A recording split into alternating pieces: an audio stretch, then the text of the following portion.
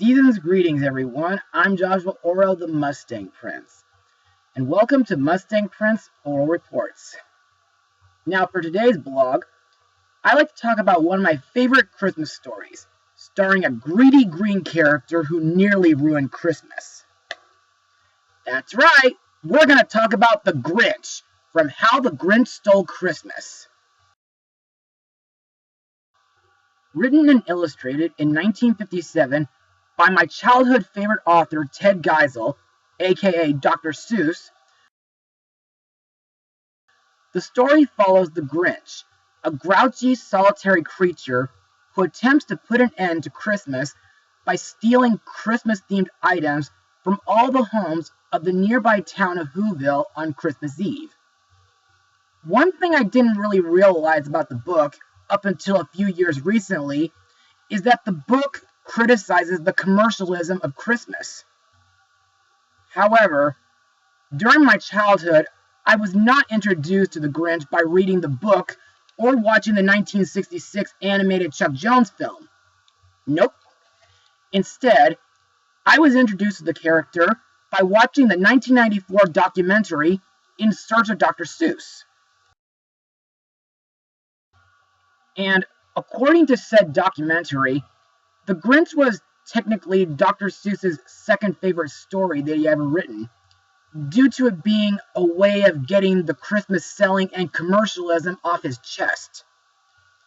But sadly, while the story did professionally make Dr. Seuss happy, personally it didn't.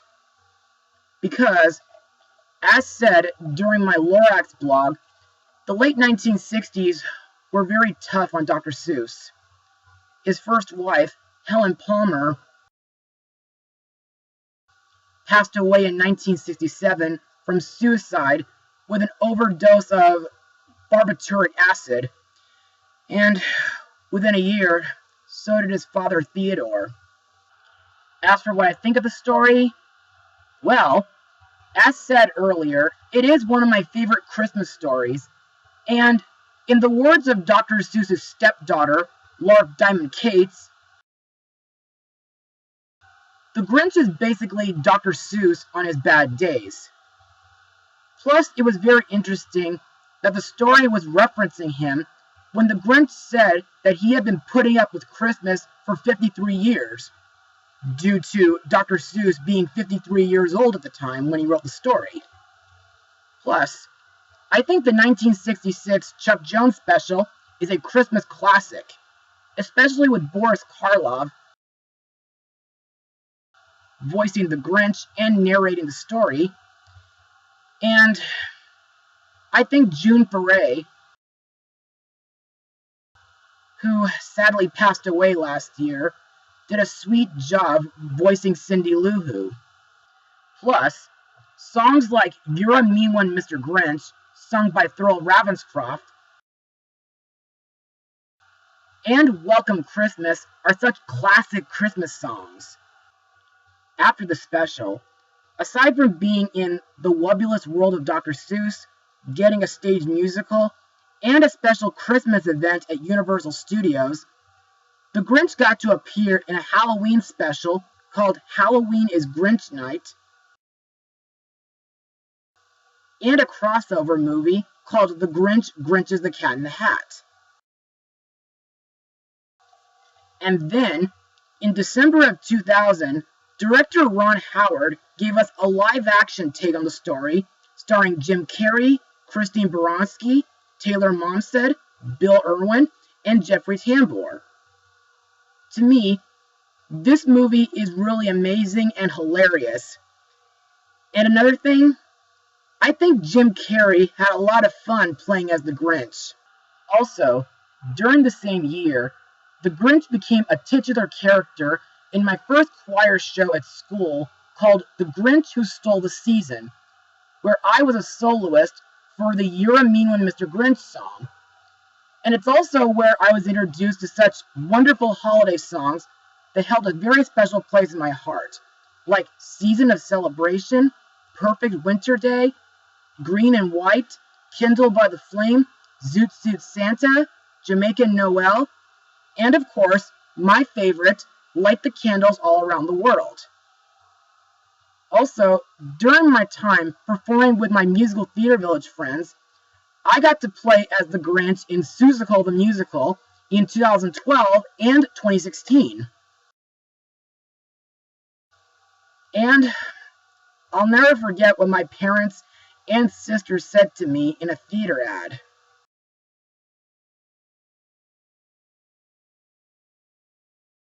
Now imagine my surprise when I discovered news of a CGI remake of The Grinch. Well, I thought to myself, okay, I'm kind of interested. But at the same time, I was curious about how the story would compare to the past Grinch films. Well, just several weeks ago, my prayers were answered. And again, I was surprised. So, released on November 9th, 2018, the movie is The Grinch. Now let's get cracking. The Grinch and his loyal dog Max live a solitary existence inside a cave on Mount Crumpet. His main source of aggravation comes during Christmas time, when his neighbors down in Whoville celebrate the holidays with a bang. When the Who's decide to make Christmas bigger and brighter, the disgruntled Grinch realizes that there is one way to gain peace and quiet. With help from Max, the Green Grump hatches a scheme to pose as Santa Claus, steal Christmas, and silence the Who's holiday cheer once and for all. So, what did I think? Well, in Whoville they say that after seeing this movie twice in theaters, my small heart grew 3 sizes that day. Yes, I loved it. But to further explain why I enjoy the movie, let's move on to Mustang notes. The film is directed by Orro and Scott Mosier, and written by Michael Lesur and Tommy Swerdlow. I hope I'm pronouncing that right. It also marks Illumination's second Dr. Seuss film adaptation, following The Lorax back in 2012. In February 2013, it was announced that Illumination Entertainment was developing a 3D animated feature film based on the Dr. Seuss book with the working title How the Grinch Stole Christmas, later shortened to The Grinch. Peter Candeland and Orro Cheney were set to direct, though in 2018, producer Scott Mosier took over from Candeland. Like all the Illumination movies, the animation was created entirely in France by Illumination MacGuff. The film's animation was made using Autodesk Maya. Now, I guess you may be asking, why remake The Grinch in CGI? Well, after the reception of The Cat in the Hat with Mike Myers, Dr. Seuss's widow, Audrey Geisel,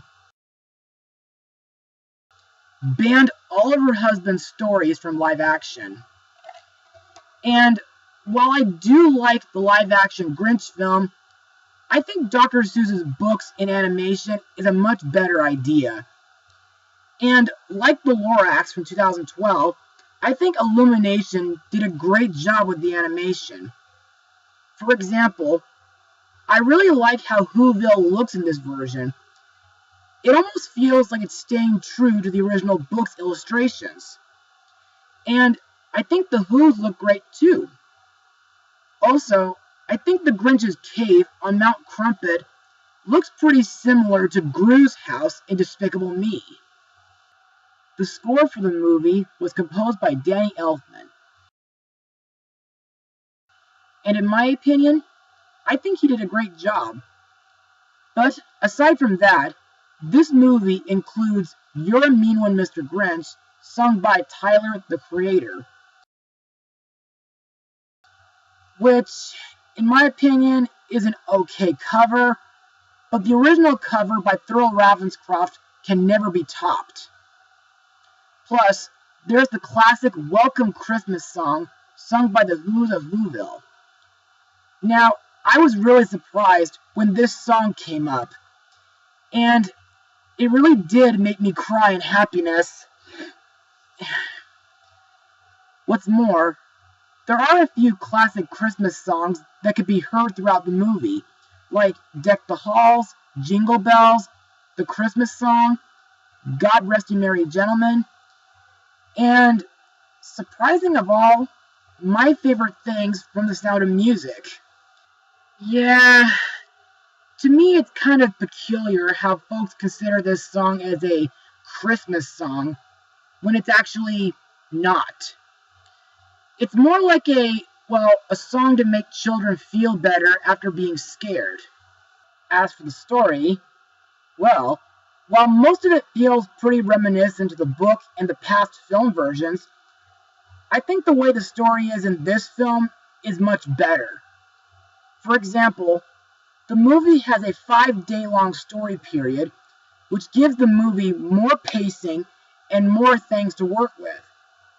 Plus, I do like that the film did something pretty different, like giving the Grinch a sad backstory where he was an orphan and he felt really lonely on Christmas. Plus, his Christmas heist was a tad different due to Cindy's house being the last place the Grinch steals from instead of being the first like in the book. Plus, the Grinch does not get stuck in the chimney like the past 2 films. My favorite scenes in this movie is where Cindy Lou Who meets with her friends and plan a trap to capture Santa Claus, the part where the Grinch catches a reindeer named Fred, the scene where he steals a sleigh from Bricklebaum's roof, the scene where he and Max plan their Christmas heist, and the part where they steal everyone's presents. Also, I do like the scene at the end where the Grinch joins the Who's for Christmas dinner. However, there are a couple nitpicks I have with this movie. Firstly, like the Nutcracker and the Four Realms, this film was released a bit too early. Secondly, the opening Illumination Studio logo didn't really fit with the theme of the movie. Instead, it showed a minion holding a sparkler along with Snowball from The Secret Life of Pets. To me, that would have worked excellently if it were shown during the opening to The Secret Life of Pets or its upcoming sequel. But maybe that's just how I see it.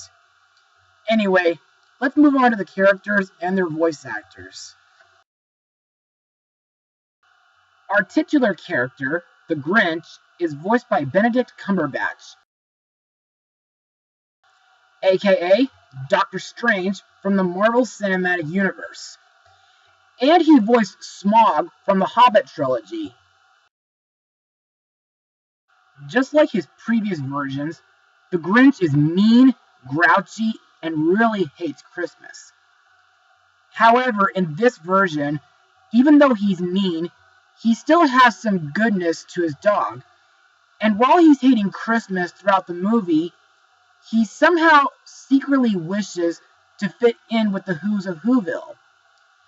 But he keeps denying it, since he doesn't know the true meaning of Christmas, and his heart is still 2 sizes too small.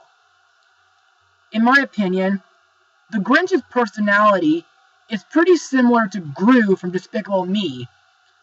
Aside from being grouchy and mean, he can also be sarcastic, as well as creative and inventive. And I think Benedict Cumberbatch does a great performance. Also, his backstory was actually very sad. And I really like the many different gadgets that the Grinch uses throughout this movie. Next we have the Grinch's dog, Max. In my opinion, Max isn't as different as he was in the original book, the Chuck Jones movie, or the live-action film. Max is very loyal to his boss, and unlike in the past versions, where Max was reluctant about being a reindeer, Max feels ready and excited to help the Grinch steal Christmas.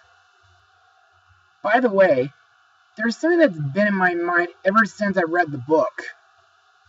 Has anyone been curious of how the Grinch and Max met?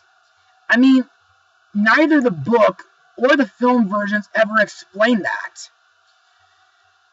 Anyway, let's move on. Next we have Cindy Lou Who, voiced by Cameron Seeley, who got to be in The Greatest Showman.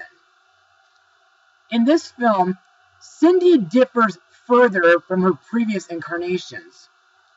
For example, she lives with her overworked single mom and two baby twin brothers named Bean and Buster. Plus, I think Cindy is bold, brave, adorable, and sweet. Also, she likes to go on adventures, and I really like the scene where she sleds through town.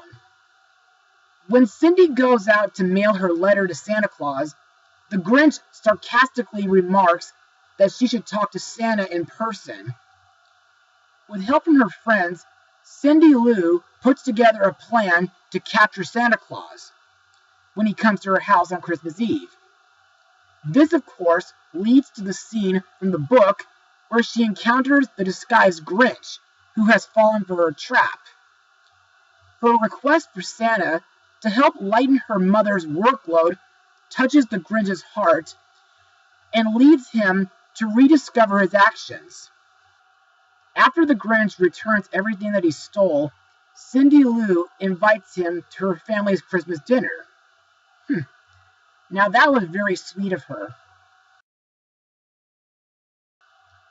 Next we have Cindy's mom, Donna Lou Who, voiced by Quincy Jones' daughter, Rashida Jones, whom I remember from the 2011 Muppet movie. Donna is an overworked Who mom who works as a hospital nurse until morning, and she goes through a lot of pressure taking care of Cindy's baby twin brothers.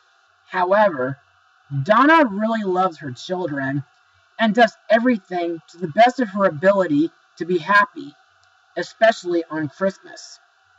Later in the film, after the Grinch steals everyone's presents, Donna reminds Cindy that she's the best thing that's ever happened to her since she helps her out with her workload. Next up is the Grinch's neighbor, Bricklebaum, a jolly citizen of Whoville, voiced by Kenan Thompson, who has been in the Mighty Ducks movies, The Adventures of Rocky and Bullwinkle, the live-action Smurfs movies, Fat Albert, and Rock Dog. And he'll be in the upcoming Wonder Park movie next March. In my opinion, despite the fact that he annoys the Grinch, Bricklebaum is jolly, kind, and he seems to love Christmas more than any other Who in the movie. Plus, I really like his Christmas decorations. Another character to talk about is a reindeer named Fred. Now, this character does not exist in the book or the past film versions, since it was said that reindeer were scarce. But still, I think Fred is a pretty likable character. Plus, the part where the Grinch had to let him go back to his wife and child was very emotional. On the other hand, the part where Fred and his family saved the Grinch and his sleigh from falling off the mountain was really epic. And finally, the narrator is voiced by Despicable Me composer Pharrell Williams. The rest of the cast include Brad O'Hare, Ramon Hamilton, Sam Levinino, Scarlett Estevez, and, surprising of all, Angela Lansbury. Now that's pretty cool. And now, let's move on to my final words. Overall, The Grinch is a fun movie for the holiday season, and in all honesty, I think it's a lot better than the original book. The animation and story does stay true to the original source material, while adding in a few things that make it different from the past film versions, and it reminds us all that we should never be alone on Christmas. Plus, the characters are all memorable, the music by Danny Elfman is fantastic, as well as a few of the other Christmas songs featured in this, and the voice acting is absolutely phenomenal. And trust me when I say that after seeing this movie in theaters, it'll make your heart grow 3 sizes as well. So, with that said, I give this film a full 100%. Go see it in theaters while you still have a chance. Well, that's all for today, everyone. Be sure to tune in for my next Christmas vlog. Mustang Power.